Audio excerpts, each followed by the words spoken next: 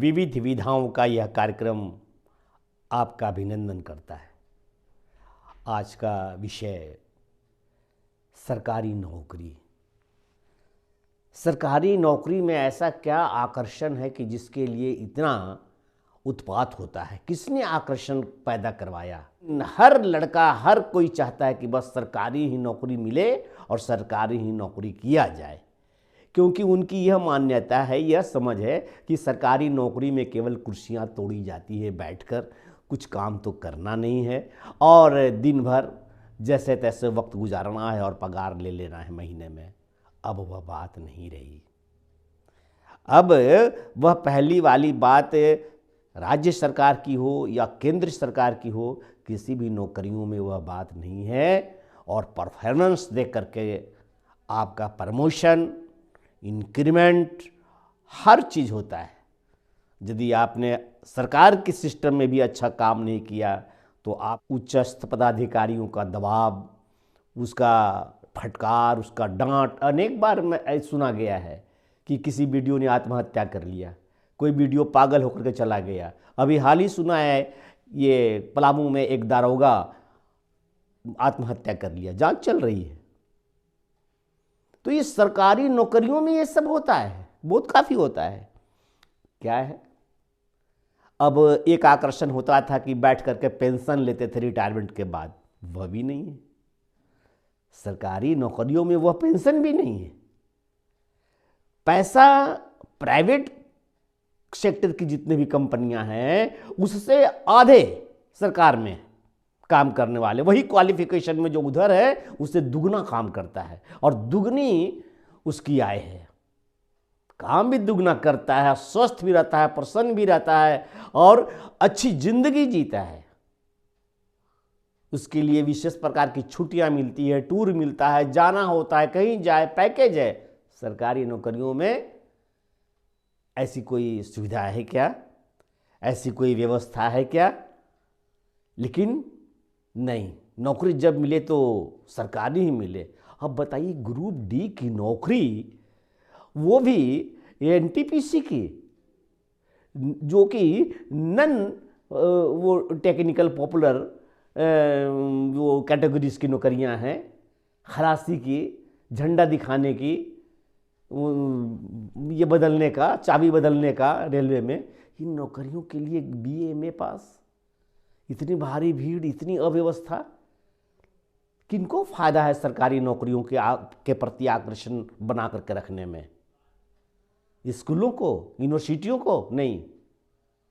ये कॉलेज ये पढ़ते हैं केवल शिक्षा के लिए, अनुभव के लिए और बहुत ज्ञान के लिए। इंजीनियरिंग में है, आईटीआई में है, अन्य चीज़ों में है। ये अधिक से अधिक ज्ञान हो कि ताकि आप रोजी रोटी का खूब प्रबंध कर सकें। ये टेक्निकल में। और नॉन टेक्निकल का एजुकेशन जितना भी है, इसका कोई जरूरी नहीं कि उसका मतलब रोजगार से ही हो शिक्षा का अर्थ। आप समाज के लिए बहुत बड़ा काम करते हैं कि शिक्षित होकर के अन्य लोगों को भी आप संस्कार भरने का कोई काम करते हैं। आपका व्यवहार, आपका रहन सहन, खाने के लिए तो कुछ ना है। आपकी खेती है, उस नए तरीके से कीजिए। आपका पिताजी का व्यवसाय है, उस व्यवसाय को नए ढंग से किया जाए। इंडस्ट्री चल रही है पिताजी की, उस पिताजी के साथ आप सहयोग कीजिए। बहुत पढ़ लिख गए तो और अच्छा से आप चला सकते हैं। सरकारी नौकरी क्या है? कहीं से हमको कोई आकर्षण बताइए कि सरकारी नौकरी में क्या आकर्षण है? अरे ये तो अब के दिन में ऐसा है कि इतने प्राइवेट कंपनियां, बढ़िया बढ़िया मल्टीनेशनल कंपनियां इस देश में आ गई है, या इस देश में भी ऐसी ऐसी कंपनियां हैं जो किसी भी मल्टीनेशनल कंपनी से कम नहीं है। और वहाँ पढ़े लिखे छात्रों का, टेक्निकल हो नॉन टेक्निकल हो, वो उनके भविष्य उज्ज्वल है, जहाँ उनकी नौकरी लग जाती है। लेकिन दीवाने हैं लोग। दीवाना किसने बनाया? यूनिवर्सिटीज ने, कॉलेज ने नहीं। ये दीवाना बनाया जो प्राइवेट कोचिंग चलता है। ये सब कोचिंग वाले क्या शिक्षा देते हैं?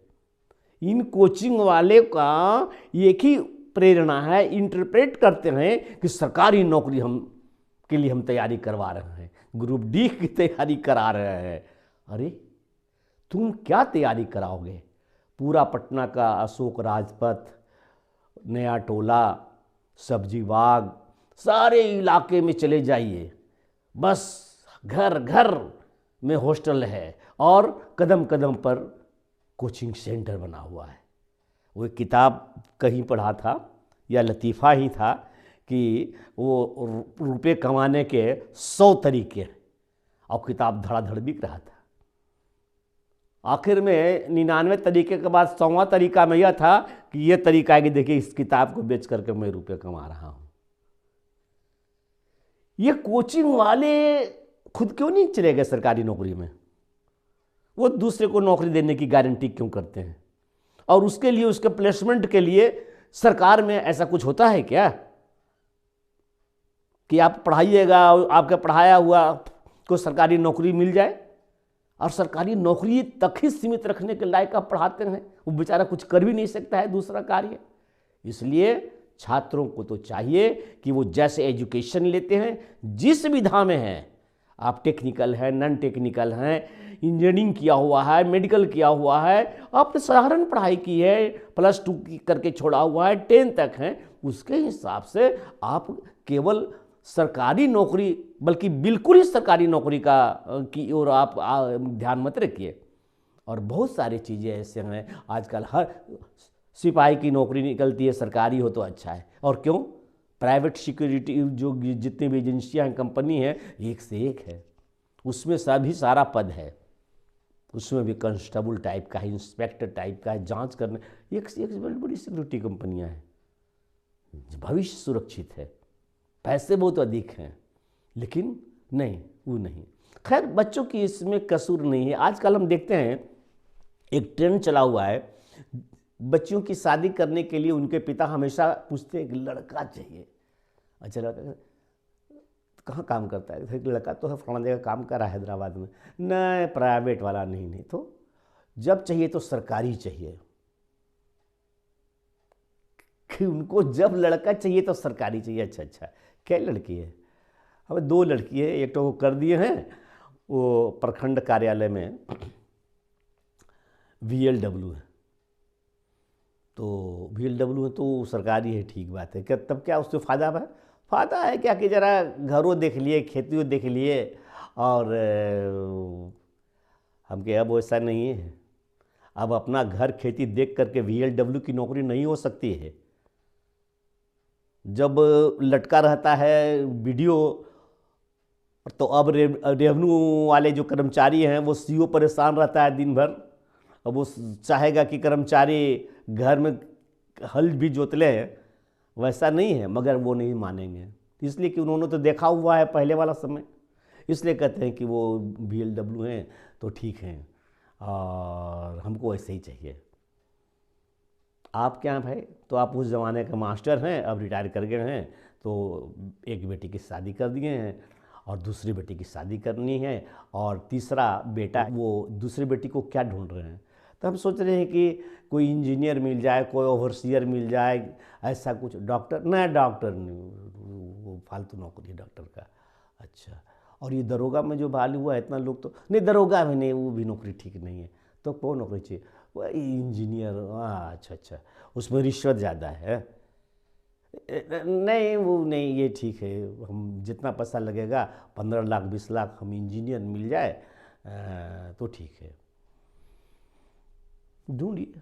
अब बेटे की शादी की जब बारी आए तो ये सोचे कि बेटे के लिए बहुत सारा अगुआ मेरे पास आएगा, लेकिन कैसे आवे? बेटा तो आपका कंप्यूटर साइंस करके बढ़िया मेरिटोरियस लड़का है, इंजीनियरिंग किया हुआ है, तो कंप्यूटर साइंस का ब्लॉक में कौन काम है? अब कंप्यूटर साइंस का जो इंजीनियरिंग किया हुआ उसको कलेक्ट्रेट में कौन काम मिलेगा? प्राइवेट में ही जाएगा ना, प्राइवेट में है भी, और जितना आपके दोनों दामाद काम कर रहे हैं उससे 4 गुना उनको तनख्वाह मिल रहा है कंप्यूटर साइंस का पढ़ा हुआ आपके बेटे को, मास्टर साहब। लेकिन फिर भी आपके घर में कोई अगुआ नहीं आ रहा है। क्यों नहीं आ रहा है? अरे देखिए ना, बेवकूफ़ है कि वो सब कहता है कि सरकारी नौकरी है इसलिए नहीं आता है कोई। तो आप भी तो ऐसे ही करते थे। समझाइए कि क्या क्या खूबी है आपके बेटे में, और तो बताइए साहब। 25 लाख का पैकेज है, देखिए 30 लाख हो जाएगा, लेकिन किसी को समझे में नहीं आता है। एरोप्लेन सजाता है यहाँ से, उसको कंपनी भेजती है अमेरिका, लेकिन अब हम लड़की के बाप को क्या समझाएं, समझ में नहीं करता। हमके मास्टर साहब आप समझे थे अपने टाइम में, आप तो सोचते थे कि एक तो ग्रुप डी का भी मिल जाए नौकरी करने वाला सरकारी, तबे बेटी का ब्याह करेंगे, जो उसमें कुछ क्या पेंशन और क्या वेतन। लेकिन नहीं, हम सरकारी नौकरी के लिए ही तोड़ फोड़ करेंगे। सरकार हमको नौकरी दो, सरकार हमको रोजगार। सरकार रोजगार की गारंटी ले सकता है, आपको आत्मनिर्भर बनाने की गारंटी ले सकता है। आप बैंक से लोन लेकर अपना कारोबार शुरू कीजिए, आप वो वोकेशनल ट्रेड प्रोवाइडर बनिए, आप दूसरे को नौकरी दीजिए, आप इन सब को काम करिए, इसकी गारंटी लेगा। सरकार आपके नौकरी की गारंटी नहीं लेती है, कहीं नहीं। वो आपका संवैधानिक अधिकार भी नहीं कि सरकारी नौकरी दिया जाए। इसलिए श्रेष्ठ है कि इन सबों से हटकर लड़के प्रारंभ से ही अपनी पढ़ने लिखने की तैयारी इस प्रकार से करें कि वो समाज के लिए उपयोगी हो। आशा है कुछ यदि समझ सके होंगे, कुछ बात पसंद आई होगी तो ठीक, वरना कमेंट्स में 2-4 गालियां भी दे दो तो अब मुझे अच्छा लगेगा। धन्यवाद, नमस्कार।